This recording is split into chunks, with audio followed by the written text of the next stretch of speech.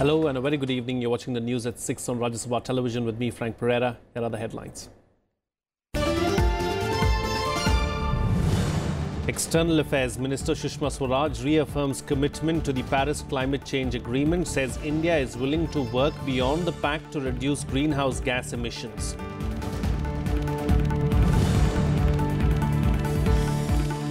Madras High Court extends stay on floor test in the Tamil Nadu Assembly, directs that no poll notification should be issued for the 18 Assembly seats that have fallen vacant due to disqualification of rebel AIADMK MLAs. Road, rail and air traffic severely affected in Mumbai due to heavy rains for the second day. Schools and colleges remain shut as Met Department predicts more rain in the next 24 hours. And 248 people killed in a 7.1 magnitude earthquake in Mexico. After the second earthquake in 2 weeks, government declares emergency in the affected areas. Military drafted in to help with the response.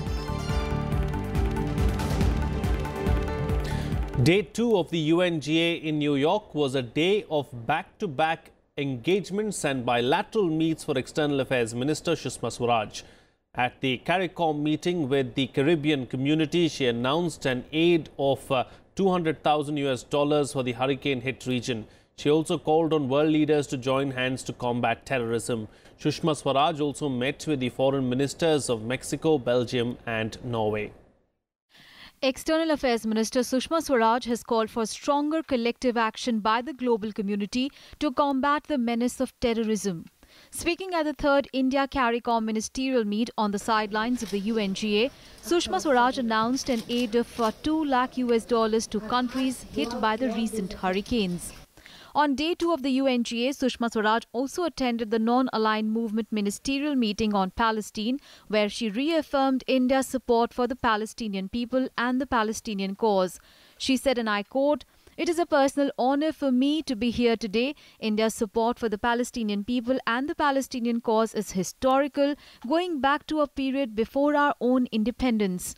For independent India, support for the Palestinian cause has been a reference point of its foreign policy." Unquote. We reiterated our commitment to the cause of Palestine and our solidarity with the Palestinian people. Sushma Swaraj also participated in the Leadership Summit on Environment Pact, decided by French President Emmanuel Macron. Taking part in the UN Secretary General's meeting of select countries on climate change, Sushma Swaraj said that India will continue to work on the subject above and beyond the Paris Agreement. At the Leadership Summit on Environment Pact, which was presided by the President of France, we have said that India has been at the forefront of debate on environment and development. We have also mentioned that India and France are working together on International Solar Alliance. At the SG's meeting on climate change, we have said that India is willing to work above and beyond the Paris Agreement. Sushma Swaraj held 3 bilateral meets on the sidelines of the second day of the UNGA. The External Affairs Minister met her Mexican counterpart Luis Vidaurre Caso and held discussions on areas of mutual interests. The Foreign Minister also met her Belgian counterpart Didier Reynders. Sushma Swaraj also held a bilateral meet with her Norwegian counterpart Borge Brende and discussed ways to boost collaboration between the two countries. She also met with the Prime Minister of Mauritius. During her week-long stay in the United States, External Affairs Minister is likely to attend as many as 20 bilateral and trilateral meetings with leaders attending the session. She is scheduled to address the UNGA on 23rd of September. Bureau Report, Rajya Sabha TV. Well, as world leaders come together for the 72nd session of the UN General Assembly, several important issues have come into the spotlight.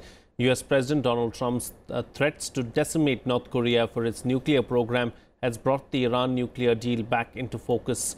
Other issues, including the political crisis in the Gulf region and situation between Israel and Palestine, were also discussed. French President Emmanuel Macron hit out at US President Donald Trump, staunchly defending the Iran nuclear deal, saying that those who did not respect it were irresponsible. He said that renouncing the nuclear deal would be a grave error. Macron also said that he had conveyed this to Trump and Iranian President Hassan Rouhani when he met them on Monday. Le dénoncer aujourd'hui, sans rien proposer d'autre, serait une lourde erreur. Ne pas le respecter serait irresponsable, parce que c'est un accord utile, essentiel à la paix, à l'heure où le risque d'une spirale infernale ne saurait être exclu. C'est ce que j'ai dit hier aux États-Unis et à l'Iran. Je souhaite pour ma part que nous complétions cet accord par un travail qui permettra d'encadrer l'activité balistique de l'Iran. Israeli Prime Minister Benjamin Netanyahu, however, said that the nuclear deal should either be changed to eliminate provisions that remove restrictions on Tehran's atomic program over time, or it should be cancelled. Fixing the deal requires many things, among them inspecting military and any other site that is a suspect, and penalizing Iran for every violation. But above all, fixing the deal means getting rid of the sunset clause. And beyond fixing this bad deal, we must also stop Iran's development of ballistic missiles and roll back its growing aggression in the region. The recent political crisis in the Gulf region also came up for discussion. Qatar's Emir Sheikh Tamim bin Hamad Al Thani renewed a call for unconditional dialogue to crisis that has pitted his country against 4 Arab states. لقد قامت الدول التي فرضت الحصار الجائر على قطر بالتدخل في الشؤون الداخلية للدولة عبر الضغط على مدنيها بالغذاء والدواء وصلاة الرحم لتغيير موقفهم السياسي لزعزعة الاستقرار في دولة ذات سيادة. أليس هذا أحد تعريفات الإرهاب؟ Among the other issues that were discussed was the Israel-Palestine issue. Egyptian President Abdel Fattah el-Sisi urged Palestinians to overcome their differences and be ready to coexist with each other and with Israelis. Bureau Report, Rajya Sabha TV. Well, the Madras High Court on Wednesday said that Tamil Nadu Chief Minister E. Palaniswamy cannot seek a trust vote in the Assembly before the court decides on the status of 18 rebel AIADMK lawmakers. Now, they were disqualified by the Assembly Speaker this week. The directive comes as a relief for the rebel lawmakers and the opposition that had accused the ruling AIADMK of manufacturing majority by disqualifying dissenting MLAs. The Madras High Court on Wednesday extended its stay order on a floor test in Tamil Nadu Assembly till further directions. The court was hearing a petition filed by 18 AIADMK MLAs who moved court after Speaker P. Dhanpal disqualified them from the Assembly. The Speaker in his order has stated that the seats will fall vacant. So the court has given an order stating that there will be no election notification for those seats which had fell vacant. So this is kind of a partial stay of the disqualification order by the Speaker. There is no opinion has been expressed by the judge. This has been a consent order. Both the parties have consented so that either of the parties should not be prejudiced. So this is a consent order and the status quo will be maintained. So unless the disqualification is decided, there will be no floor test. The court also directed that no poll notification should be issued for the 18 assembly seats that have fallen vacant due to the disqualification of the dissident legislators. The disqualified MLAs say that the court order vindicates their stand as it has ensured that their seats are intact for now. The order also delays a victory for the Palaniswamy government in a floor test in which it would have enjoyed an advantage. The next hearing has been scheduled for the 4th of October. Bureau Report, Rajya Sabha TV. Congress Vice President Rahul Gandhi today interacted with students at the Princeton University in the United States. He said that people in democratic countries are frustrated over growing unemployment. Here's more. Days after admitting that the Congress lost the 2014 general elections as its leaders lost touch with people, Party Vice President Rahul Gandhi made another concession on Tuesday. Speaking at the Princeton University, Rahul said people in India are in pain over growing unemployment, and that is what led to the Congress losing to BJP in 2014. He, however, added that anger is building up against the BJP as well for their failure to create jobs. Democratic countries are struggling to produce blue-collar jobs at the rate. That to me is a real problem. And that's a problem in the United States, it's a problem in India, it's a problem in Europe. You can go to any of these democratic countries and ask them, and they'll tell you that yes, we're struggling to get the blue-collar jobs. You can't not have blue-collar jobs when you're a big country. You can do it when you're in Singapore, but if you're in India or you're in England or in America, you can't do it.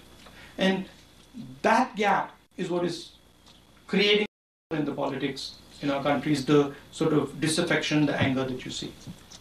During his interaction with students at the university, Rahul Gandhi also confessed that the Narendra Modi government's Make in India is one policy that he wished his party had introduced, although with tweaks. I like the Make in India concept, but my view is that the targeting of the Make in India concept should be different. So, Prime Minister feels that the targeting of the Make in India concept should be large businesses. I feel that the Make in India concept should be targeted towards small and medium businesses. So I feel that the problem is that not enough small and medium businesses. Rahul's comments evoked multiple reactions back home. Congress party की हार के बाद हताशा तो स्वाभाविक थी, लेकिन उसके बाद भी उनको जो है वो दशकों जो है उनका राजनीतिक जो भविष्य है वो अंधकार में है। इसलिए कोशिश कर रहे हैं कि किस तरह से देश के प्रोग्रेस पर पलीता लगाओ, किस तरह से देश की छवि को पूरी दुनिया में नुकसान पहुंचाओ, किस तरह से देश के बारे में दुष्प्रचार का माहौल पैदा करो। There are many people in this country who believe that intolerance has increased and that job creation has been below par. He is entitled to his opinion. After all, he is the leader of the opposition. But I would very humbly suggest that if these are burning issues, if he stayed longer in the country and dedicated himself to on-ground work in order to create a narrative against these developments, he would perhaps be contributing more to national politics. Rahul Gandhi is on a 2-week tour of the United States, during which he's been interacting with policymakers, students and lawmakers. At a similar interactive session last week at the University of California, Berkeley, the Congress Vice President said he was absolutely ready to take up an executive role in the party. Bureau Report, Rajya Sabha TV. Meanwhile, normal life was disrupted in Mumbai as heavy rains lashed the city for the second day today. The city has received over 300 millimeters of rain since yesterday, exceeding its monthly average rainfall in only 2 days. Meanwhile, heavy to very heavy rainfall accompanied by strong surface winds have been predicted for Odisha in the next 24 hours. Road, rail and air traffic was severely affected as heavy rains lashed Mumbai for the second day on Wednesday. While no casualties were reported, several parts of the city, including South Mumbai, Borivali, Kandivali, Andheri and Banduk, received heavy rainfall. Schools and colleges in the city also remained shut. Observatories at Colaba and Santa Cruz recorded extremely heavy rain at 210 mm and 303 mm in the last 20 hours. As the Met Department predicted more rain in the next 24 hours, the city administration was put on high alert to deal with any eventuality. Yesterday, Mumbai and suburban areas, heavy to very heavy rainfall occurred at a few places and extremely heavy rainfall occurred at 1 or 2 places. So now, we can say that it is because of a low pressure area formed in Bay of Bengal, and now it is over North Odisha and adjoining area. And another cyclonic circulation is there over North Madhya Maharashtra and adjoining area. This rainfall occurred due to the combined effect of these two systems. Now rainfall will decrease, but light to moderate rainfall will continue over Mumbai region. Over 50 flights from Mumbai airport were diverted and 15 cancelled in the morning due to low visibility. While trains connecting Mumbai with cities in Gujarat were cancelled, suburban trains were reported to be running late by 10 to 15 minutes. In an effort to streamline railway services, some short destination local trains were cancelled. Heavy rain की वजह से बहुत train late है, तकरीबन minimum at least 1.5 hours. बहुत problem हो रहा है, पब्लिक को इतना प्रॉब्लम हो रहा है कि बहुत लोग काम पे भी नहीं जा सकते। बारिश की वजह से बहुत तकलीफ हो रही है, काम को अभी देखो स्कूल को भी छुट्टी हुई है, बच्चों की तकलीफ हो रही है, ट्रेन नहीं मिल रहा है, बारिश बहुत है, कल से ही बारिश बहुत चालू है। जाने के वक्त बहुत दिक्कत हुई थी, 15-20 मिनट लेट था ट्रेन, उसकी वजह से पूरा भीग के गए, अभी भीग के आए। दिक्कत तो बहुत हुई, रास्ते में पानी भर गया था, फिर खिड़की से घर में भी पानी आ रहा था और लाइट भी चली गई। Tuesday's rain in Mumbai was the third highest downpour in a single day since 2005, when the city recorded 945 millimeters of rain, in which more than 500 people were killed. Last month, 14 people were killed as 316 mm rains lashed the city. Bureau Report, Rajya Sabha Television. Vice President M. Venkaiah Naidu has said that a collective coordinated action is needed to strengthen the ecosystem for promoting SC and ST entrepreneurs in the country. He said this while addressing the National SC/ST Hub Conference organized by the MSME Ministry in New Delhi on Tuesday. The Vice President said that the country will be developed only when the downtrodden and underprivileged sections are uplifted. He further said that we need to have an integrated multidimensional developmental agenda for the country. He also said that setting up industries is important for the country's development and it can solve the unemployment problem and increase income. Industry and agriculture are two eyes of Indian people. You need कृषि भी बहुत जरूरी है. Agriculture is our basic culture. साथ ही साथ industry also is required, business also is required. Then only you can prosper, then only you can progress. That's the lesson we have to learn. So we have to give importance to this. So merely giving reservation, merely giving admission in schools, or merely giving employment alone will not suffice. You have to focus, make extra effort on those vulnerable sections, on the suppressed and depressed, oppressed people who have been denied this opportunity. You must walk an extra mile and give them a helping hand to uplift them. Then only it's possible. Otherwise, these disparities will increase further. Global leaders criticized Myanmar State Councillor Aung San Suu Kyi for not addressing allegations of ethnic cleansing in Rakhine State. In her State of the Union address on Tuesday, Suu Kyi refrained from naming the army for the violence in Rakhine. She didn't mention the term Rohingya either throughout her 30-minute speech. In her defense, Suu Kyi said it was in line with her government's view that the minority community in Rakhine consists of Bengalis or illegal immigrants from Bangladesh who settled in Myanmar in the 12th century. She also claimed that she didn't intend to use emotive terms for an already affected population. Suu Kyi maintained that the friction between Muslims and other communities in Rakhine State have existed since the 19th century and restoring trust will take time. There are those who want to call themselves Rohingya or who want to refer to the Muslims there as Rohingyas, and the Rakhines themselves will not use any term except Bengali, meaning to say that they're not really ethnic Rakhine.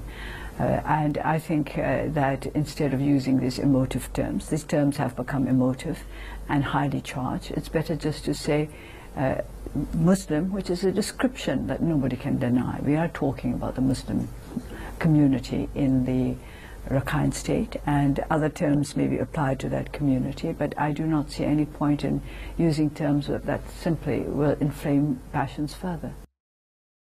Well, a strong 7.1 magnitude earthquake struck central Mexico on Tuesday night, killing at least 220 people. This is the second major earthquake to hit the country in 2 weeks. Here are more details.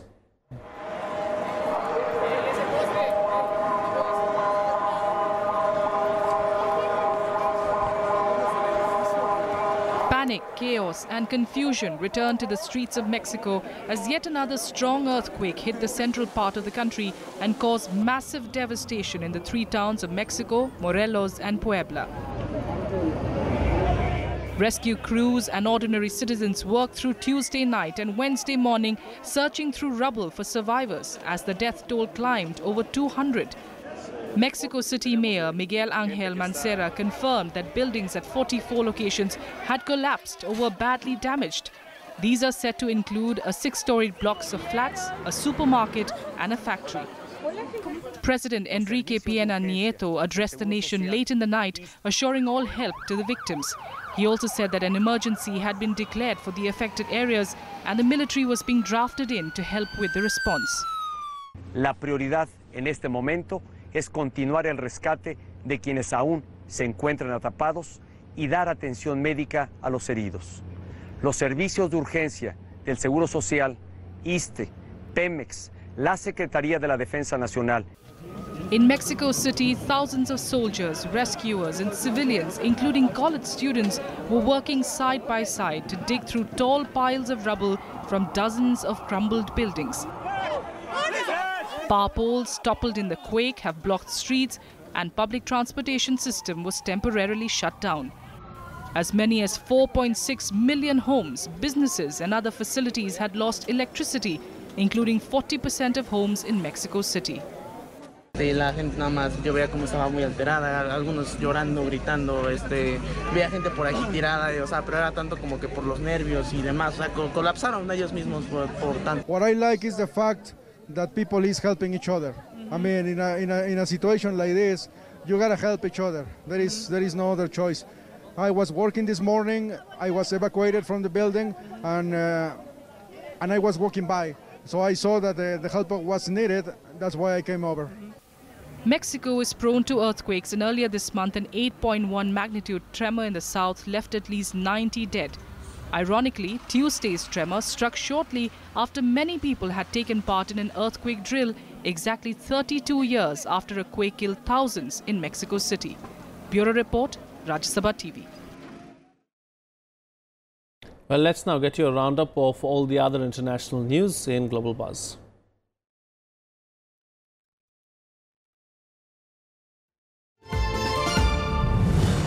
Well, a Pakistani court today issued a bailable arrest warrant against Finance Minister Ishaq Dar. It ordered to produce him on September 25th after he failed to appear in a corruption case linked to the Panama Papers scandal. The court was hearing a reference filed by National Accountability Bureau for possessing assets beyond his own sources of income. Two more persons were detained by the British police for links to Friday's tube attack in Parsons Green, London, that injured 30 people. It takes the number of arrests in the case to 5. Police said both men were detained by Scotland Yard's Counter-Terrorism Command under the UK's Terrorism Act this morning after a search in Newport, South Wales. Chinese and Russian military drill commanders in Vladivostok on Tuesday issued operation orders to all groups in the Joint Sea 2017 exercises. This is the second stage of the annual joint naval drill that lasted from 18th to the 26th of September. The Chinese and Russian exercise commanders co-signed the operation orders after hearing a report on the drill plan. US-backed fighters captured 90% of the Syrian city of Raqqa from the Islamic State group. Rami Abdel Rahman, the head of the Syrian Observatory for Human Rights, said Daesh withdrew from at least 5 key neighborhoods over the past 48 hours.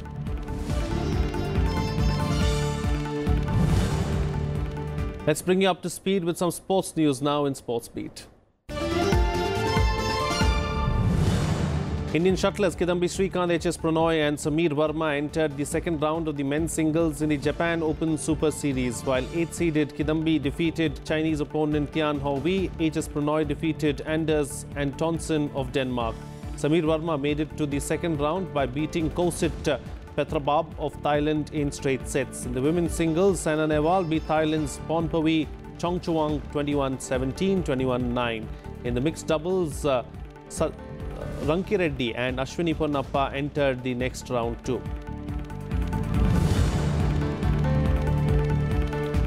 Sri Lanka has qualified for the ICC Cricket World Cup 2019 after West Indies lost their first ODI against England at Old Trafford on Tuesday. The 1996 World Cup champion Sri Lanka became the 8th and last team to qualify directly to join Australia, Bangladesh, England, India, New Zealand, Pakistan and South Africa. The top 2 sides from the World Cup qualifier will compete the top 10 lineup for the ICC Cricket World Cup 2019. Lionel Messi added 4 more goals to his early season tally as Barcelona maintained their 100% start to La Liga by defeating Eibar 6-1 on Tuesday. Paulinho and Denis Suarez also netted for the second consecutive game as Barca stretched their lead at the top of La Liga table to 7 points over Real Madrid. While Messi opened the scoring from the penalty spot in the 21st minute to play, Paulinho powered home his second Barca goal from Denis Suarez's corner just 7 minutes prior to half-time.